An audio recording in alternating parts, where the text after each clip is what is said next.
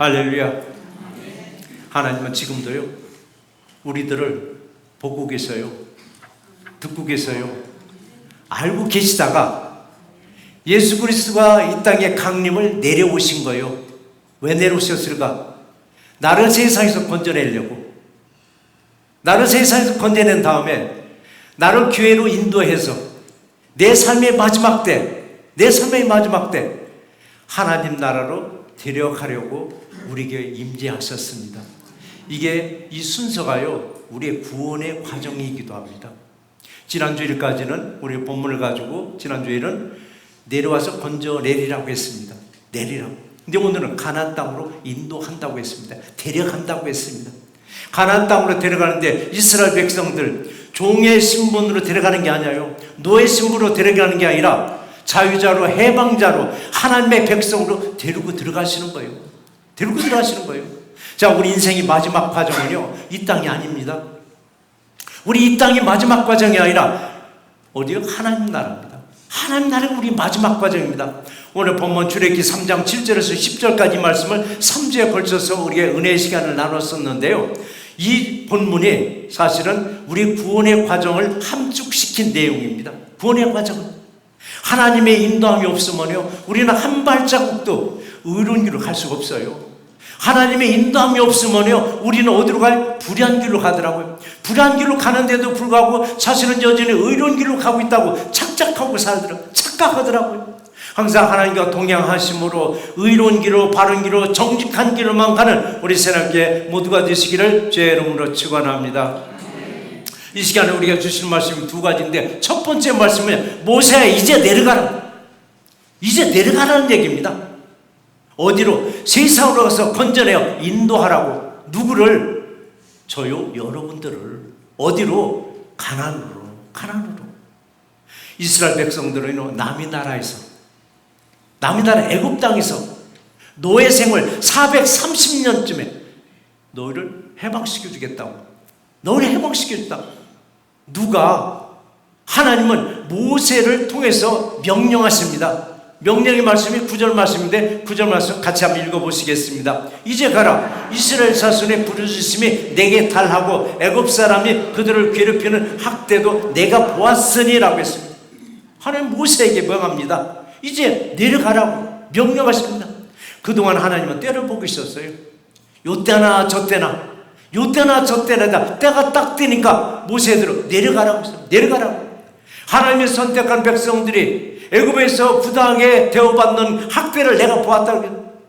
그들이 울부짖는 소리도 들었다고 했어요. 그들의 근심도 내가 알았으니까 누구를 내려보낸다고요? 준비된 모세를 내려보내는 거예요. 준비된 모세를 내려보내는 거예요. 자, 우리들도 성령님이 우리에게 임재하셔서 여러분의 어떤 어려움도, 여러분의 고통스러움도, 여러분의 눈물도, 여러분의 근심 걱정도 해결되는 그런 시간이 되기를 주의 이름으로 축원합니다. 하나님 모세를 통해서 애굽 땅에서 노예 생활하고 있는 백성들에게, 이스라엘 백성들에게 꿈과 소망을 심어줍니다. 노예 생활하고 있는 그 백성들의 꿈과 소망을 뭐라고 소망을 주셨는가? 8절 말씀을 보니까 아름답고 광대한 땅, 젖과 꿀이 흐르는 땅에 데려가려 하노라라고 했습니다. 아름답고 광대한 땅, 젖과 꿀이 흐르는 땅으로 네 백성들을 데려가노라고. 얼마나 소망적이냐고요. 노예 생활 430년 만에 이 얼마나 단비 같은 소리를 들었느냐고요. 넓은 땅, 광대한 땅은 넓은 땅이야. 이 넓은 땅이 쓸모도 없는 황무지가 아니에요. 아름답고 젖과 꿀이 흐르는 땅이라고 있습니다. 그리고 메마른 광야가 아니라 옥토라고 말씀하셨습니다. 그러면 이 땅에서 과연 이 지구상에 그런 땅이 있을까? 젖과 꿀이 흐르는 땅이 과연 이 땅이 있을까? 이 땅에서 사실 없습니다. 있다 할지라도 잠깐 지나가면 끝나버립니다. 이런 땅을 누가 해준다고? 광대한 땅, 아름답고 젖과 꿀이 흐르는 땅을 누구에게 준다고? 하나님을 섬기는 자, 예수 그리스도를 구주로 영접한 모든 사람들에게 이 땅을 준다고 약속했습니다. 약속의 땅에 소망을 갖는 우리 모두가 되시기를 주의 이름으로 축원합니다. 이스라엘 백성들은 430년간 노동에 합당한 노예 옷을 입혀놨습니다. 일하기 쉬운 옷을 입혀놨습니다. 그리고 그들은 그 옷을, 노예 옷을 입고 죽을 때까지 그들은 노동만 했습니다. 이런 노예 생활은 이스라엘 백성들에게 자유자유 해방자로 바뀌면서 노예 옷을 벗겨버렸습니다. 그리고 예배에 합당한 하나님의 백성의 옷으로 갈아입혀 주었습니다. 자, 우리들도 세상의 옷을 입고 예배를 드리는 것이 아니라 예배에 합당한 옷을 입혀놨으니까 이 새 옷에 맞는 말과 행동을 하는 우리 새롭게 모두가 되실 줄 믿습니다. 속담에 이런 말이 있습니다. 입은 옷이 좋으면은, 여러분, 입은 옷이 좋으면은 사람도 달라 보인다고 말을 합니다. 요 속담을 줄였더니 무슨 말이 되냐면 옷이 날개라고.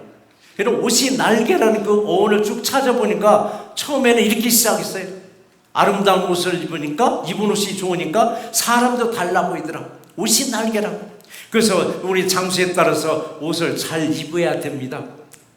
예를 들어서 초상집 가는데 잔치집 가는 옷을 입고 가면 사람들이 왜 저래? 또 잔치집 가는데 초상집 옷을 입고 가면 왜 저래? 예배자는 예배자다운 옷을 또 입고 오셨습니다. 그렇다고 뭐 정장 입고 예배 드리는 거 아니에요. 어떤 옷을 입든 정결하게 입고 내 마음으로 옷을 입으면요, 그 예배자가 아름다운 예배에 다 합당한 옷으로 입혀준 것입니다. 입혀준 것이에요. 그런데요, 중요한 것은 어떤 옷이 중요한 것이 아니라 내 마음으로 옷을 입었느냐고요. 내 마음으로 정말 옷을 입었는가? 내 마음으로 아름다운 옷을 입었으면은 우아한 언어가 나와야 됩니다. 우아한 언어. 아름다운 옷을 입었으면 우아한 행동이 나와야 됩니다. 자, 우리는 장소에 따라서 옷도 잘 입으라고 했습니다. 한국의 숭실대 이호선 교수가 이런 말을 했더라고요. 옷은 사회적인 언어라고. 옷은 사회적인 언어라고. 내가 입은 옷을 통해서 내가 하고 싶은 메시지를 전하는 거예요. 옷을 통해서. 정치인들이 위기에 보면은 옷을 독특하게 입고 나오더라고요. 칼라에서부터, 그 다음에 뭐 디자인에서부터 그 옷을 통해서 자기가 하고 싶은 메시지를 전하더라고요. 이만큼 우리는 옷을 잘 입으라고. 그렇다고 명품을 입으라는 게 아니에요. 어떤 옷을 입을지라도 정결하게 입으라는 얘기입니다. 정결하게 입으라고. 놀랍게도요, 옷은 입은 대로 행동하더라고요.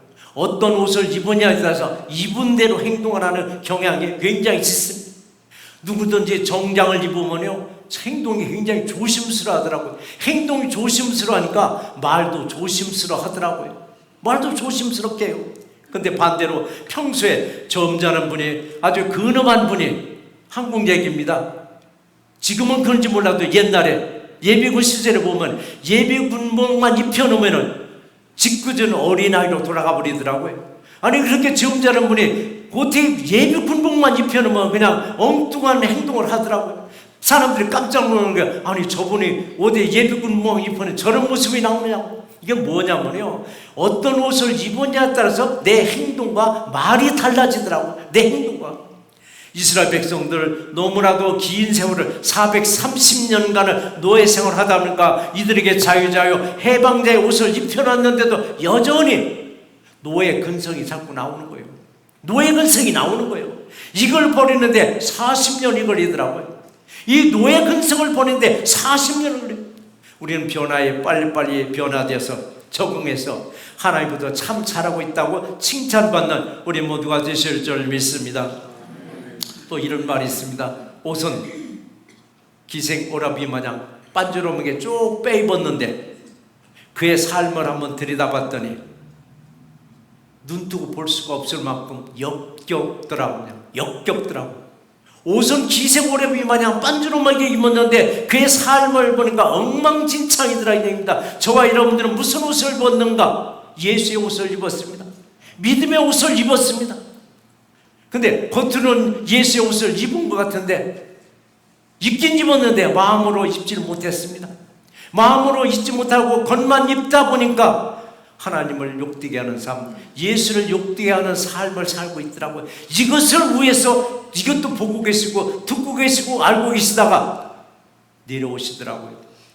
늘 말씀드리잖아요. 하나님이 괜찮아, 그냥 대충대충 믿어도 되고 대충대충 살아도 하나님이 아무런 화도 안 내? 안 해요. 하나님 반드시 짚고 넘어가십니다. 짚고 넘어갈 때가 뭐냐? 진노하시더라는 얘기입니다. 근데 우리는 얼마나 영악하냐고요. 하나님의 진노가 임할 것 같으면은 우리는 빨리 마음의 옷을 갈아입고 건져주시기를 소망하는 우리 새롭게 모두가 되시기를 주의 이름으로 축원합니다. 두 번째 우리가 주시는 말씀은 세상에서, 바로 애굽에서 인도하여 데려가리라라고 했습니다. 누구를? 저와 여러분들을 어디로? 가나안 땅으로. 애굽을 탈출하기까지 이스라엘 백성들은 애굽의 모든 사상, 교육에서부터 문화에서부터 종교까지 몸에 배버렸습니다. 몸에. 이방인의 문화와 종교와 사상이 다 몸에 밴 채로 하나님이 탈출시킬까? 탈출시키지 않습니다. 하나님이 출애굽시킬까? 출애굽시키지 않습니다. 그래서 하나님이 뭘 했느냐? 10가지 재앙을 하나님의 진노하시더라고요. 10가지 재앙으로. 10가지 재앙을 통해서 하나님의 살아계심을 보여주는 겁니다. 그리고 바로가 두 발 두 손 다 들을 때까지, 자, 우리는 누구 때문에 10번의 재앙까지 끌고 갔는가? 누구 때문에? 사람들은 그래요. 바로왕 때문이라고요. 바로왕 때문보다도요, 저는 그렇게 해석하지 않습니다. 이스라엘 백성들 때문입니다. 430년간 이방 종교와 이방 문화에 몸에 배있는 이 백성들이 하나님의 능력을 믿지 못합니다. 그러니까 이 백성들에게 하나님의 살아계심을, 역사하는 걸 가르쳐주기 위해서 10번의 재앙을까지 가더라고요. 그리고 하나님을 믿으라고. 하나님 믿으라고.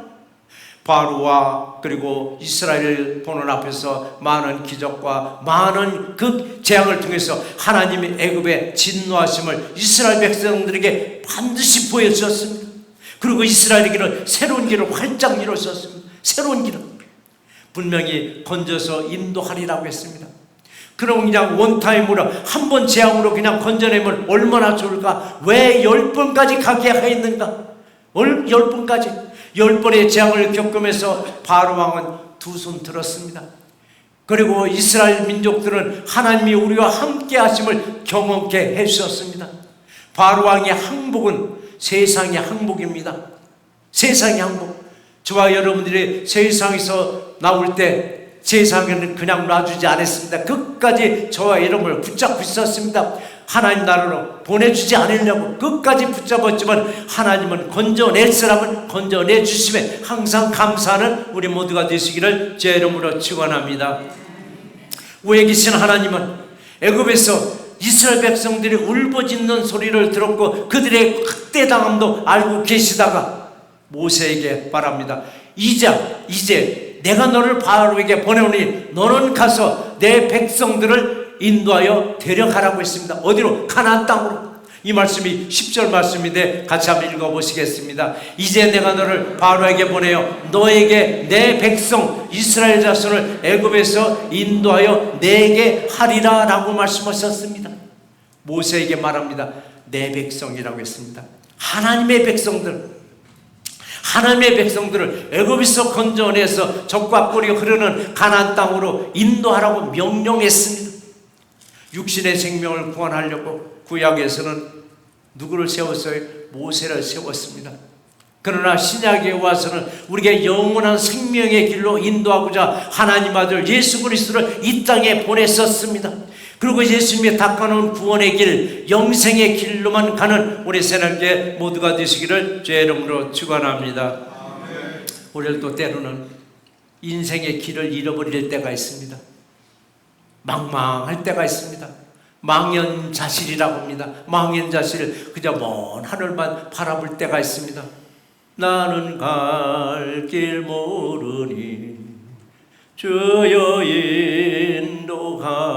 인도하소서. 어디 가야 좋을지 나를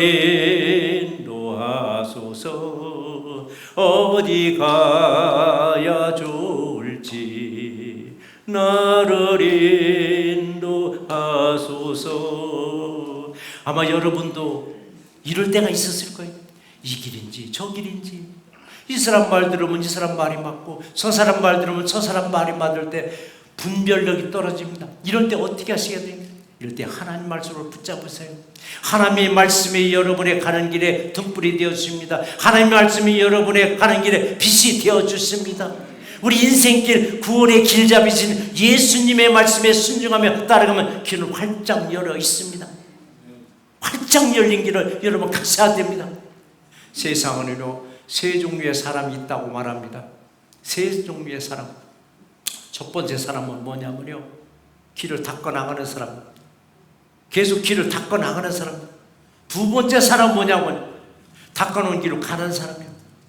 세 번째 사람은 어떤 사람일까요? 닦아 놓은 길을 가는 사람을 막아요. 자신도 안 가요. 혹시 나는 그런 사람은 아닌가? 저와 이놈은 어떤 사람인가?